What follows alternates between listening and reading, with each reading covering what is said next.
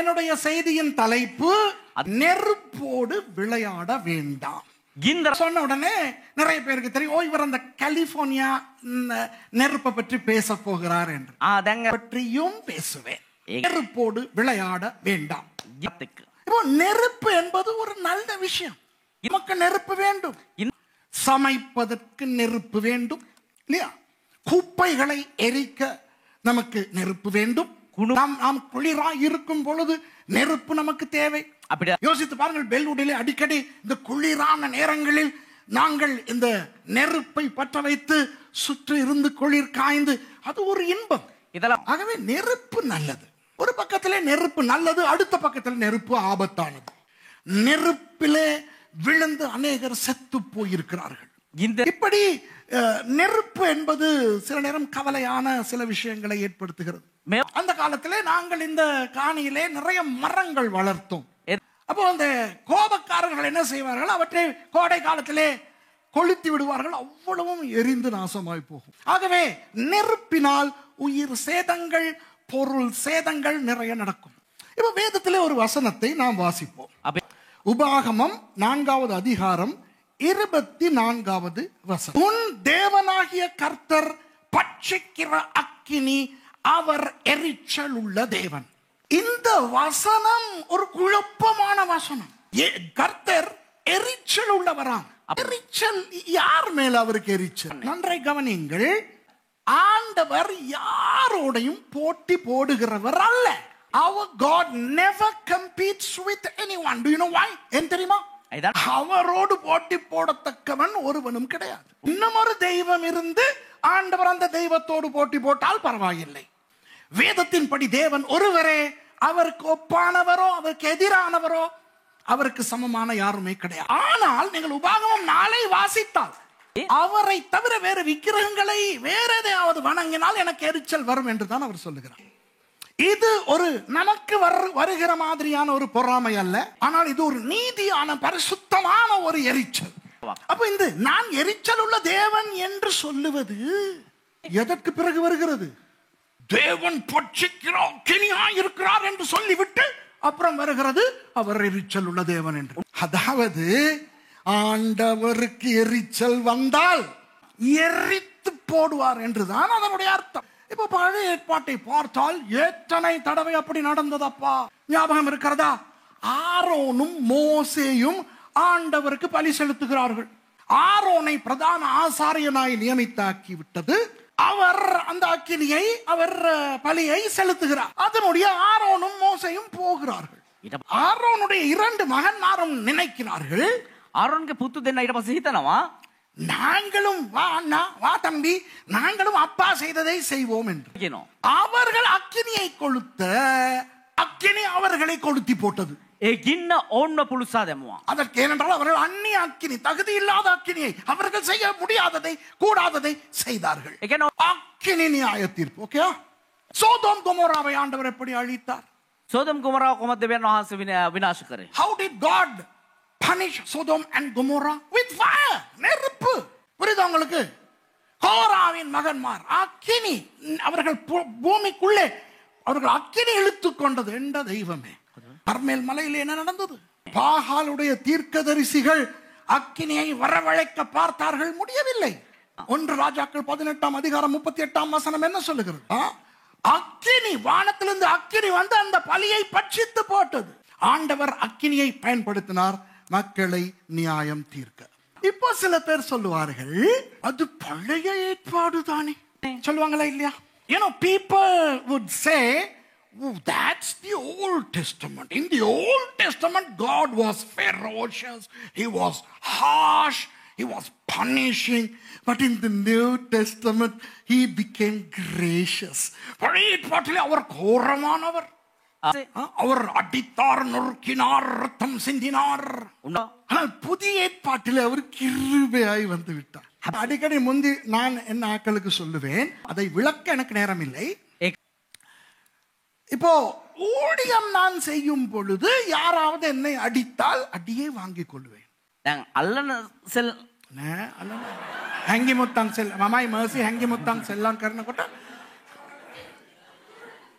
මම සේවය කරනකොට කවුරු හරි මට පහර දුන්නොත් මම ගුටි කණ්ඩ ලෑස්ති. I am ready to accept any attack when I do ministry. இப்ப நான் சுவிசேஷம் அறிவிக்கிறேன்னு வைங்களேன், வந்து எச்சு துப்பட்டும் கணக்கெடுக்க மாட்டேன், தொடச்சிக்கிட்டு போய்கிட்டே இருப்பேன். அடிச்சான்னா மறுக்கண்ணத்தையும் கொடுப்பேன், தாங்க முடியலன்னா ஓடுவேன். நான் எதிர்க்க மாட்டேன். பிரசங்கம் பண்ணும் போதும் அப்படிதான். சும்மா இருக்கும் போது எவனாவது வாலாட்டினா ஆம்புலன்ஸை கால் பண்ணணும். அதை நான் வேதத்தின்படி ஆதாரப்படுத்தி நான் சொல்ல எனக்கு முடியும். இப்போ புதிய ஏற்பாட்டிலே நம்முடைய இயேசுவை பார்க்கிறவர்கள் அவரை ஒரு சும்மா ஒரு என்ன சொல்றது, ஒரு நோஞ்சான் தெய்வமாக்கி விட்டார்கள். People have transformed, excuse me for using this word, right? You know that many Christians have transformed Jesus into a wimp. You know what a wimp is? Wimp, how do you say wimp in Sinhala, uncle? Wimpy aage mudu. Wimp na hello, எப்படி இருக்கிறீங்க சொல்லு. ஐயோ நீங்க என்ன லேட்டா வாரீங்க சர்ச்சுக்கு? ஐயோ லேட்ல பறக்குல இன்னி சர்ச்சுக்கிட்டு. ஐயோ ஏன் கண்ணை மூடி ஜெபிக்கிறீங்க? இல்ல ஐயோ கண்ணு அசுவாගෙන මේ යාචක නැත. Why are you coming late to church? Why aren't you closing your eyes when you pray? Ask and ye shall receive. Seek and you shall find. Knock and it shall be opened. கேளுங்கள் அப்பொழுது தரப்படும். கிடைக்கதில்லையே ஆண்டவரே. ஐயோ கிடைக்கலையா? Gabriel ஏன் நான் கொடுக்கல? நிறைய பேருடைய இயேசு இப்படிப்பட்டவராகி விட்டார். Many people's Jesus is a wimpy Jesus. You know, he doesn't have a backbone that he used to have in the Old Testament. பழைய ஏற்பாட்டு காலத்துல அவருக்கு இருந்த முதுகெலும்பு புதிய ஏற்பாட்டுல இல்லாமல் போயிடுச்சு. ஏற்பாட்டுல நிமிர்ந்து நின்ற தேவன் පරණ කිවිසුමේදී තා ගාම්භීරව සිටගත්තා යේසුස් වහන්සේ. ரோமர்கள் வாரல அடிச்சதோட முதுகெலும்பு உடைஞ்சு போய் உயிர் தெழுந்ததுல இருந்து என்னகிட்ட தான் இருக்கிறார். அவன் ரோமர் ஆவிලා ඒ කසෙන් ගැහුව වෙලාවෙ නම් උන්වහන්සේ කොන්ද කියලාද නැවත නැගිටලා. නැවත නැගිටලා. Even after resurrection, just because you know the Romans flogged him, his backbone broke and never got repaired. So even the resurrected Christ is, you know, very wimpy for many Christians. நீங்க கூத்தாடுவீங்களா அவர் பார்த்துக்கிட்டு போறோம். பட்டுட்டீங்க தானே. நீங்க என்ன ஆட்டம் போட்டு பரலோகம் வந்தாலும் அங்க அங்கன்னு உங்களுக்கு கூப்பிட்டுருவார். புதிய ஏற்பாட்டிலே தேவன் நரகத்தை அழித்து விட்டார். வேதம் என்ன சொல்லுகிறது? இயேசு நேற்றும் என்றும் என்றும் மாறாதவர். යේසුස් වහන්සේ ඊයේත් අදත් හෙටත් සෑමදාම එක වගේ වෙනස් What does the Bible say? Jesus is the same yesterday, today and forever. And yesterday doesn't begin in the New Testament, it's in the Old Testament. நேற்றும் என்பது புதிய ஏற்பாடு அல்ல, பழைய ஏற்பாடு. பழைய ஏற்பாட்டில் அவர் எப்படியோ அப்படித்தான் புதிய ஏற்பாட்டிலும். சுரேஷ் நீ கடுமையான பிரசங்கி. சுரேஷ் நீ கிருபையாய் இருக்க வேண்டும், நீ கருணை உள்ளவனாய் இருக்க வேண்டும். அதுதான் சுவிசேஷம். எக்ஸ்கியூஸ் மீ, எபிரேயருக்கு வாங்க. எபிரேயர் புத்தகம் பழைய ஏற்பாட்டிலயா புதிய ஏற்பாட்டிலயா இருக்கு? எங்க இருக்கு? New testament. ஓகே, எபிரேயர் 12வது அதிகாரம் 29வது வசனம். நம்முடைய தேவன் பட்சிக்கிற அக்கினியாய் இருக்கிறாரே. For our God is a consuming fire. கொஞ்சம் இருங்க. உடகிண்ட உபாகமம் 4:24 என்ன சொல்லுகிறது? நம்முடைய தேவன் பட்சிக்கிற அக்கினியாய் இருக்கிறார். எபிரேயர் 12:29 என்ன சொல்லுகிறது? நம்முடைய தேவன் பட்சிக்கிற அக்கினியாய் இருக்கிறார். உபாகமத்திலே வருகிற தேவன் எந்த தேவன்? பழைய ஏற்பாட்டின் தேவன். பழைய ஏற்பாட்டின் தேவன் எப்படிப்பட்ட தேவன்? பட்சிக்கிற அக்கினியாய் இருக்கிறார். எபிரேயர் 12:29 வருகிற தேவன் எந்த தேவன்? Which God is Hebrews 12:29 talking about? A different God, ஒரு வேறு தெய்வமா? புதிய ஏற்பாட்டின் தெய்வம், சரிதானே? The God of the New Testament. அப்போ புதிய ஏற்பாட்டின் தேவன் எப்படியாம்? இருந்த ஐஸ் கட்டியாய் இருக்கிறார். He is a consuming fire. அவர் பட்சிக்கிற அக்கினி. ஹலோ, விளங்குதா உங்களுக்கு? சும்மா உங்களை ஏமாற்ற விடாதீர்கள். நீங்கள் வாசிக்கும் பொழுது அப்பட்டமாய் தெரிகிறது, උටිම්ම පේනවා කියවනකොට තේරෙනවා කවුරුත් ඇවිල්ලා පැහැදිලි කරලා දෙන්න ඕනේ දෙමළෙන් කියපන් අද වෙලකම් කුඩුක තේවිල්ල නල්ලා වෙලඟුම් වාසිකකුල ஆய ஐதானே செல்றீவா வாசிக்கக்குள்ள ஜாயா தெரியுது இல்லையா ஈசா செல்றீ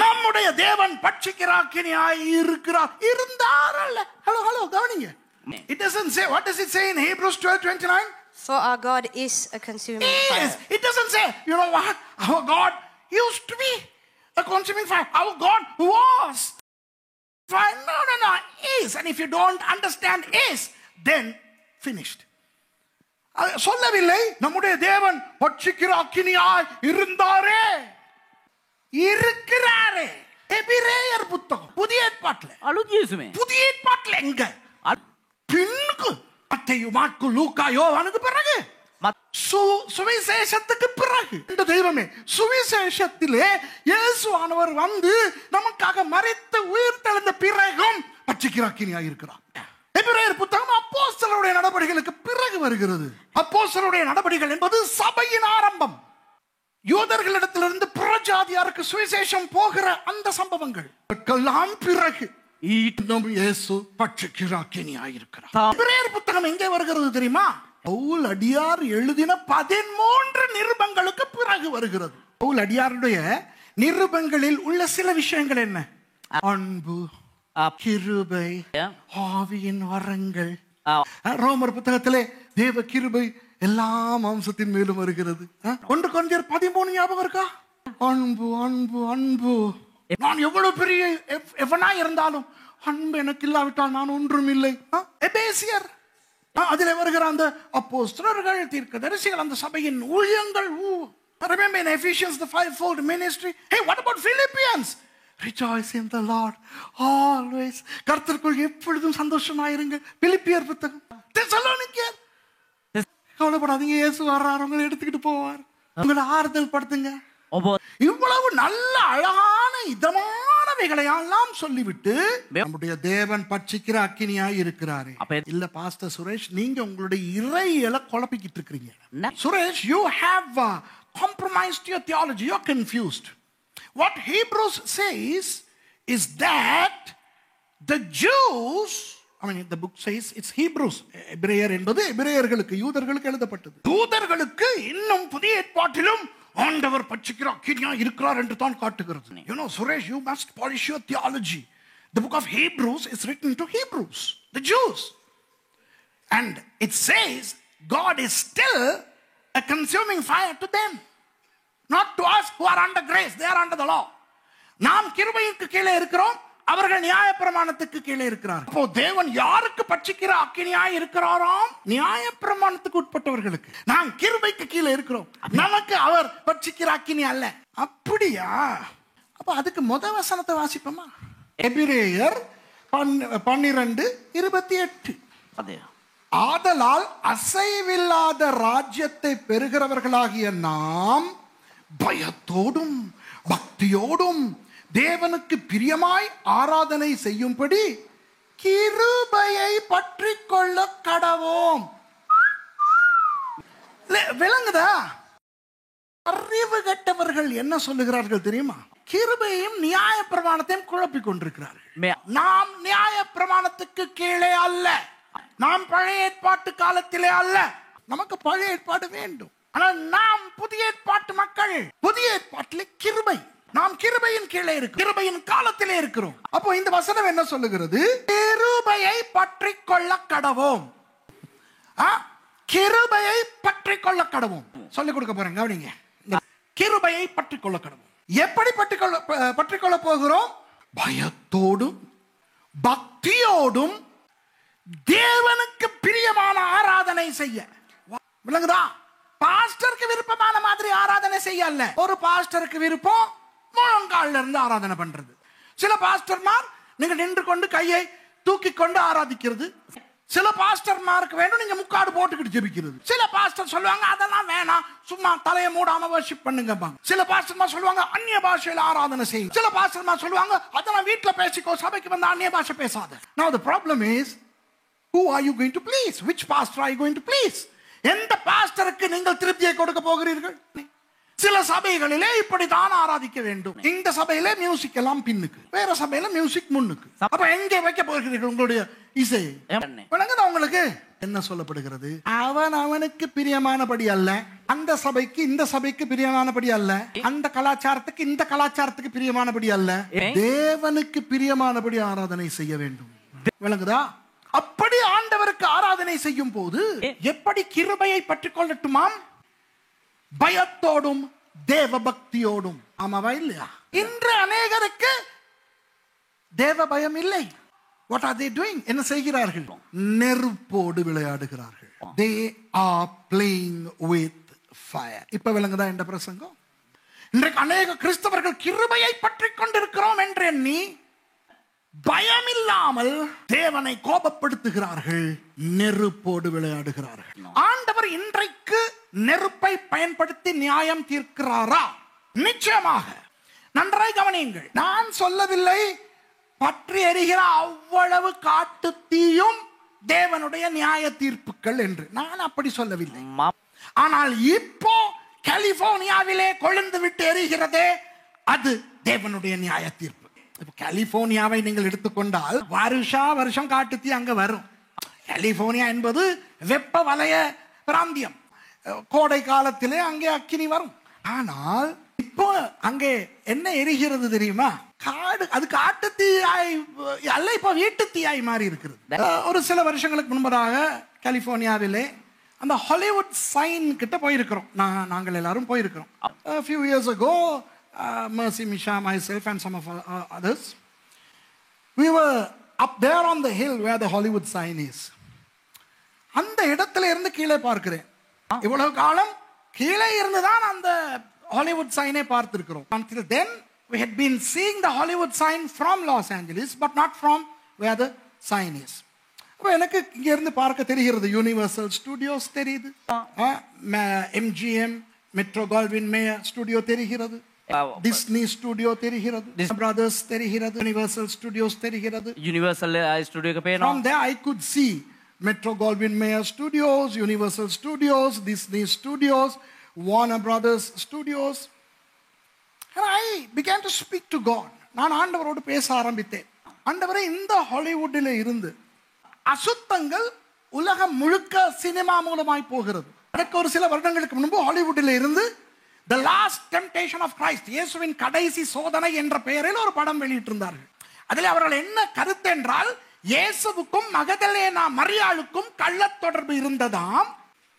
சிலுவையில் அவர் தொங்கும் பொழுது அவர் மரியாளோடு பண்ணின அந்த விபச்சாரம் அவருக்கு தொடர்ந்து வந்து கொண்டே இருந்ததாம் மண்டைக்கு. அந்த திரைப்படத்துக்கு பின்னால் இருக்கும் தேவ தூஷணம் எவ்வளவு பயங்கரமானது. வேறொரு மத சம்பந்தப்பட்ட யாரையாவது வைத்து படம் எடுத்திருந்தால் ஹாலிவுட்டை எரித்திருப்பார்கள்.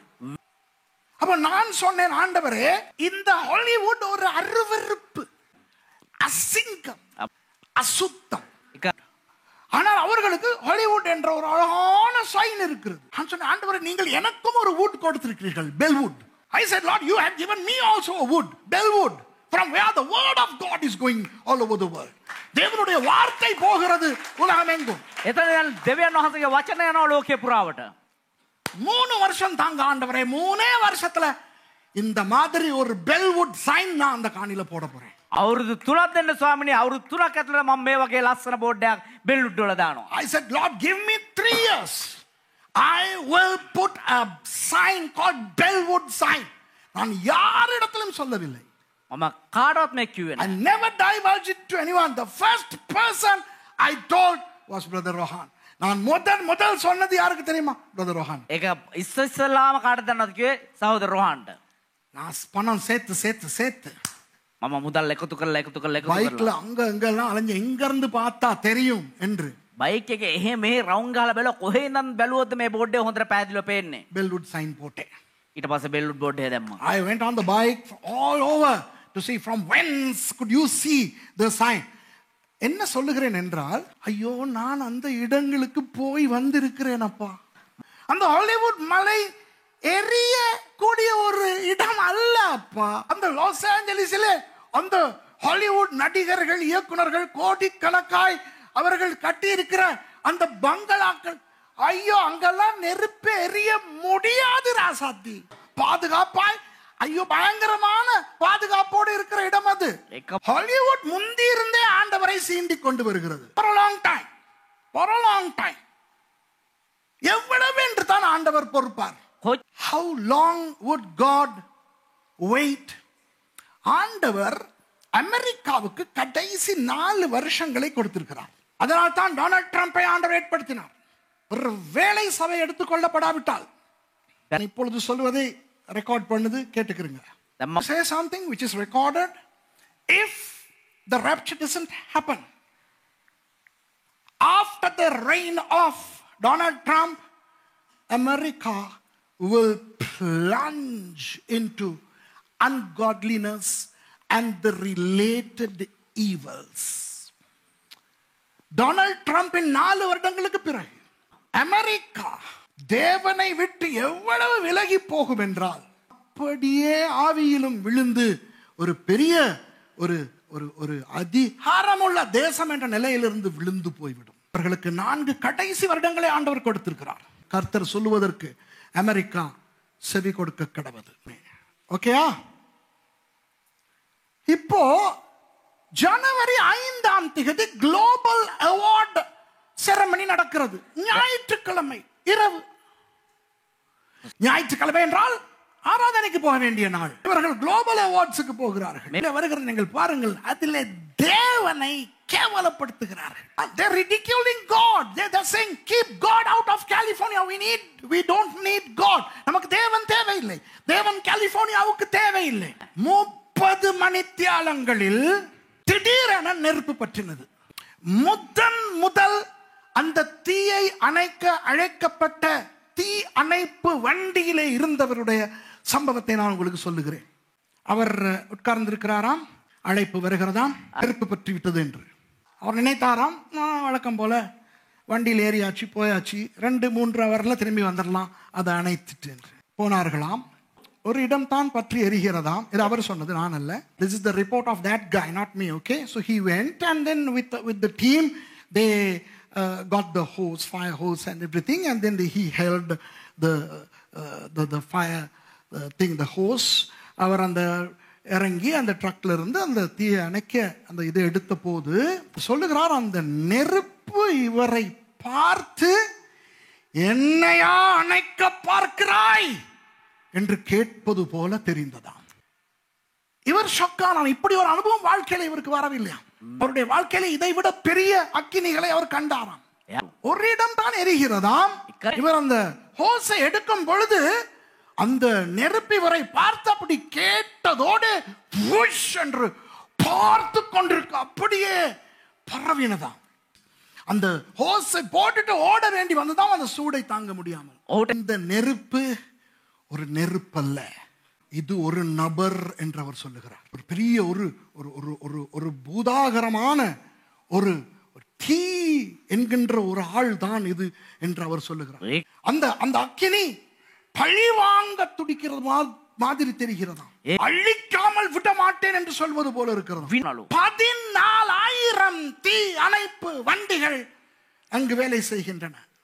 விமானங்கள், ஹெலிகாப்டர்கள் எல்லாம் அமர்த்துறதுக்கு அந்த தீ அணைக்கும் பதார்த்தங்களை கொட்டுகிறார்கள். ஹெலிகாப்டர் பைலட் சொல்லுகிறார், தண்ணீரை எடுத்துக்கொண்டு போய் போடும் பொழுது தண்ணீருக்கு பதிலாக பெட்ரோல் போட்டது போல எரிகிறதை காணுகிறேன் என்கிறார்.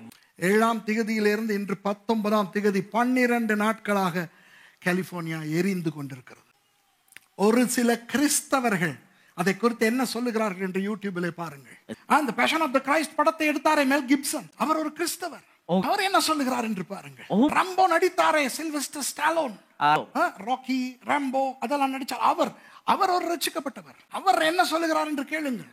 கிறிஸ்தவர்களுக்கு தெரியும் இது தேவனுடைய நியாய தீர்ப்பு. என்னுடைய பிரசங்கம் கலிபோர்னியா நெருப்பல்ல. என்னுடைய பிரசங்கம் தேவன் பட்சிக்கிற அக்கினியாய் இருக்கிறார்.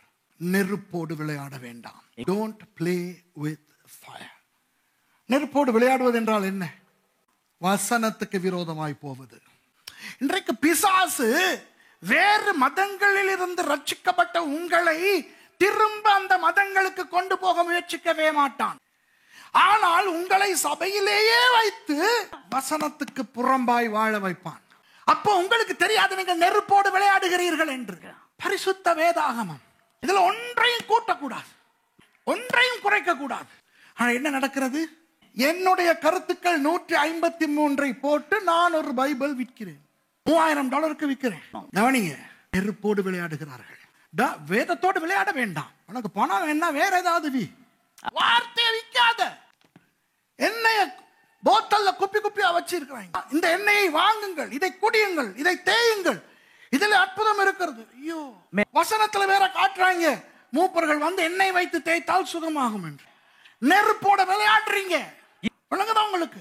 ஊழியத்துல வியாபாரம் செய்கிறார்கள், சர்ச்ல சேல்ஸ் நடத்துறாங்க, சர்ச்ல கூரைய போடுறதுக்கு, சவுண்ட் வாங்குறதுக்கு. விளங்குதா? ஒரு பாஸ்டருக்கு எனக்கு மெசேஜ் வருது, இஸ்ராயல் சிஸ்டர் ஷிரானி அனுப்புறாங்க எனக்கு, எங்களுடைய அங்க இருக்கிற பாஸ்டர் அம்மா அனுப்புறாங்க எனக்கு. அவ pastor of our Israel church, Sister Shirani, sent me a picture of a pastor who has received a title called Deshamanya. Deshamanya என்கிற பட்டம் கிடைத்திருக்கிறது. அந்த லெட்டரை பார்த்தால் எல்லா மதங்களும் சேர்ந்து இவரை தேசமானியா ஆக்கி இருக்கிறார்கள். All the leaders of all the religions have come and given that title to that pastor. Hey, you pastors, you are playing with fire. நெருப்போடு விளையாடுகிறீர்கள். பிஷப் ஆகிற ஒவ்வொருவருக்கும் நான் சொல்லுகிறேன், தாகோனுடைய தொப்பியை போட்டுக்கொண்டு நெருப்போடு விளையாடுகிறீர்கள். Those of you who are calling yourselves bishops in the Pentecostal churches, you are playing with fire. விளங்குதா உங்களுக்கு? கேத்தலிக் சர்ச்ல பிஷப் இருக்கட்டும், நமக்கு பிரச்சனை இல்லை. But what about Christians? கிறிஸ்தவர்கள் யாரோடு விளையாடுகிறீர்கள்? நெருப்போடு விளையாடுகிறீர்கள். பாவி என்று சொல்லி நீங்கள் சுகத்துக்கு அங்கே போகிறோம் இங்கே போகிறோம் என்று சில நேரம் நெருப்புக்கு போகிறீர்கள். Sometimes you know you are so desperate, you are going for healing, you are going for release and that and this, but you are playing with fire. Stop playing with fire. நெருப்போடு விளையாடுவதை நிறுத்துங்கள். ஏனென்றால் நமது தேவன் பட்சிக்கிற அக்கினியாய் இருக்கிறார். ඇයි කියනවා නම් අපේ දෙවියන් වහන්සේ දවන ගින්නක් සිටින උතන වහන්සේ. Our God is a consuming fire. கிருபையின் காலத்திலே தான் வாழுகிறோம். ஆனால் கிருபையின் காலத்திலே உள்ள தேவன் அதே தேவன். We are living under grace. We are not under the law, but the God of grace is the same God of the Old Testament law. உபாகமம் 4:24 தேவன் தான் எபிரேயர் 12:28-29 தேவனும். It is the same God who was in Deuteronomy 2:24 who is in Hebrews 12:28 and 29. நாம் சொல்லுவோம், ஆண்டவரே ஆண்டவரே இந்த வருடத்திலே என்ன நடக்க போகிறது என்று தெரியாது, நிறைய விஷயங்கள் நடக்க போகின்றன, நான் கவனமாக இருக்க எனக்கு உதவி செய்யுங்கள். Help me to live carefully.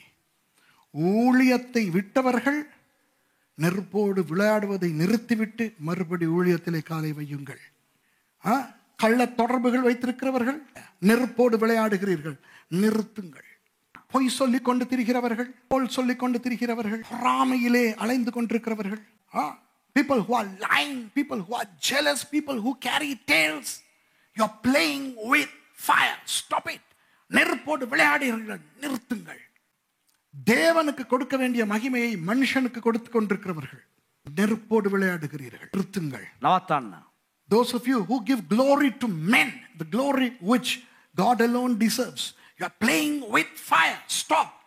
And finally, I'm talking to ministers. கடைசியாக ஊழியர்களுக்கு சொல்லுகிறேன், தேவனுக்கு போக வேண்டிய மகிமையை மனுஷன் பெற்றுக்கொண்டால் நெருப்போடு விளையாடுகிறீர்கள், நிறுத்துங்கள். Stop it. Shall we all stop playing with fire? நெருப்போடு விளையாடுவதை நிறுத்துவோம். அப்போ ஆண்டவர் என்ன செய்வார் தெரியுமா? பரிசுத்த ஆவியின் அக்கினியை எங்களுக்கு கொடுப்பார். God would give us the fire of the Holy Spirit. Acts chapter 2, the fiery tongues came and rested on them. அப்போஸ்தலர் 2ஆம் அதிகாரத்திலே அக்கினிமயமான நாவுகள் அவர்கள் மேல் வந்து தங்கினது. யோவான் சொல்லுகிறார், யோவான் ஸ்நானன் சொல்லுகிறார், எனக்கு பின்னே வருகிறவர் பரிசுத்த ஆவியினாலும் அக்கினியினாலும் ஞானஸ்நானம் கொடுப்பார் என்று. அக்கினிமயமான தேவனுடைய பிள்ளைகள் நாம். அக்கினிமயமான ரதங்கள், அக்கினிமயமான தேவ தூதர்கள் நம்மோடு இருக்கிறார்கள். We have fire in a positive sense. ஒரு நேர்மறையான முறையிலே அக்கினி நமக்கு இருக்கிறது. அந்த ஆவியின் அக்கினியிலே வாழ்வோம். Let's live in that holy fire of the Lord, but stop playing with fire. நெருப்போடு விளையாடுவதை நிறுத்தும்.